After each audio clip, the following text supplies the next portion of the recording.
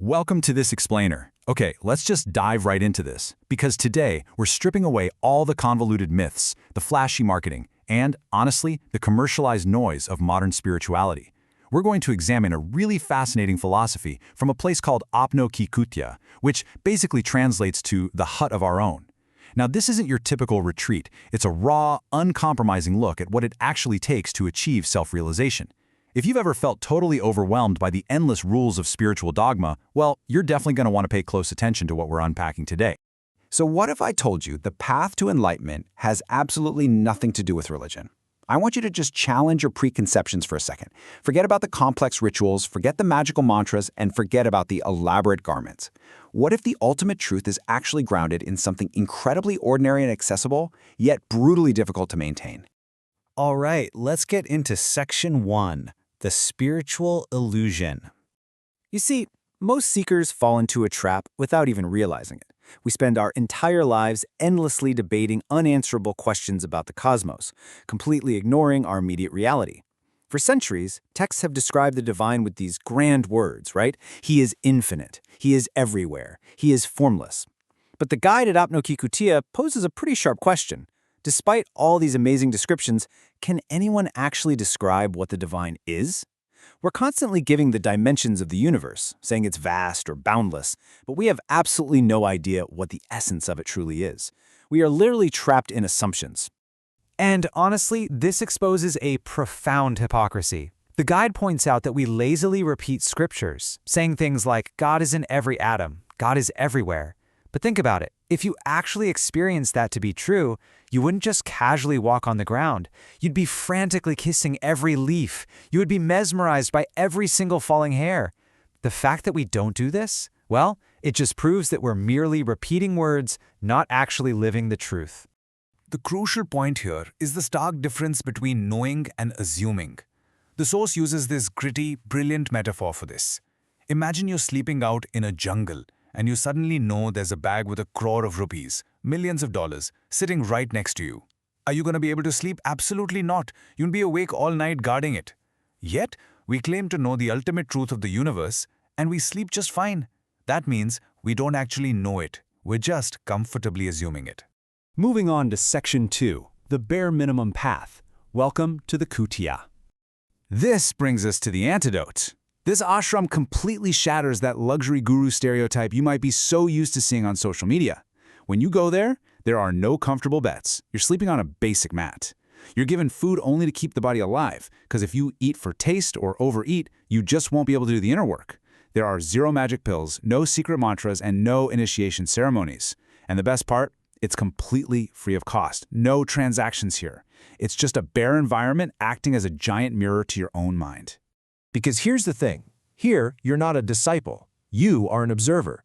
The guide at this space doesn't even claim a name or the title of guru. He straight up refuses to call anyone a disciple. He merely acts as a presence, offering his own cultivated energy to help you do the hard work yourself. It's a completely decentralized approach to self-realization. No dependency, just you observing yourself. It puts the ultimate responsibility exactly where it belongs, right on your own shoulders. Okay.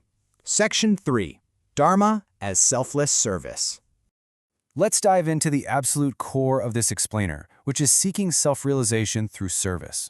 If enlightenment isn't about mantras and being a devoted disciple, we really have to ask, what is the true definition of Dharma?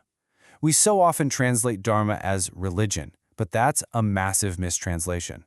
This question is designed to cut right through the noise of religious dogma and bring the focus squarely back to actual human action and interaction. The answer is Nishkam Seva. That means selfless service performed without any expectation of reward, desire, or personal gain. Seeking self-realization through service means waking up to the gritty reality of the world around us. True spiritual awakening isn't found sitting isolated in a quiet temple. It's found in feeding the hungry, giving water to the thirsty, and serving those in need without wanting a single thank you in return. I love this because it beautifully grounds spirituality. You aren't religious just because you belong to a specific group identity. You're acting in dharma, in true duty, when you engage in benevolence. And a dharma, or sin, it's simply hurting the weak without reason. That's it. No complex theological debates, just pure action-based morality. Where there is selfless service, dharma happens automatically. Think about it physically for a second. If you pinch someone, pain happens instantly, right? You don't have to wait around for it. In the exact same way, when you engage in absolute selfless service, true righteousness, dharma, is triggered instantly. You don't have to go out seeking it. It happens to you the very moment you serve others. Which brings us to Section 4. Honesty is ultimate liberation. Once you understand service, you really have to pair it with the ultimate internal state, imandari, which is absolute honesty, versus bimani, which is dishonesty. You literally cannot walk two paths at once. You must entirely abandon all flattery, deceit, hypocrisy, and manipulation to find freedom. Dishonesty is the literal definition of worldly bondage. Remove dishonesty from your life, and the matter is finished. It is brutally simple. The guide stresses that all the great scriptures, all the massively complex texts throughout history, ultimately boil down to this one simple instruction. Stop the deceit. Stop faking who you are. Stop trying to manipulate outcomes.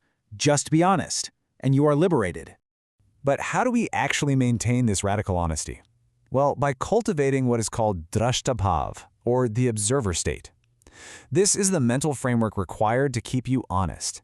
It means living your life without constantly guessing outcomes, and freeing yourself from the exhausting pull of liking things way too much or hating things too intensely. Let's walk through a highly practical 4-step process to untether from these expectations. First, do your work, your selfless service, without any deceit. Second, stop guessing what the outcome is going to be. Third, when a result happens, teach yourself to respond with a neutral, "it's fine," or TK. Someone feeds you, it's fine. The food is completely bland, it's fine. By doing this, you drop your attachment to the good and your aversion to the bad, making you a pure observer of your own life. Now, you might be wondering, why is it so important to drop these attachments? Because, frankly, they're largely fake. We claim we just can't live without our loved ones, right? We cry at their funeral. But as we stand by the funeral pyre, secretly, a thought often creeps in. Man, when will this body finish burning so I can just go home?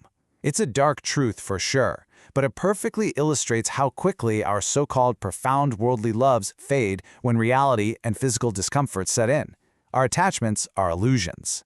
So the crucial point is this: strip away the deception. What is left is you. Self-realization isn't about adding complex knowledge, learning a bunch of new languages, or memorizing heavy holy books. It's entirely about subtraction. It's about stripping away the ego and dishonesty so you can clearly see the real diamond that was there all along, empowering you to actually engage in that selfless service we talked about. Which leaves us with this final provocative thought. Are you ready to stop searching the cosmos and start observing yourself? The path of Apno Ki Kutiya tells us that the universe isn't found by looking up into the sky, it's found by looking in with brutal honesty while actively seeking self-realization through service to others. I challenge you to apply this bare minimum path in your own life, starting today. Thank you so much for joining me on this explainer, and I'll catch you on the next one.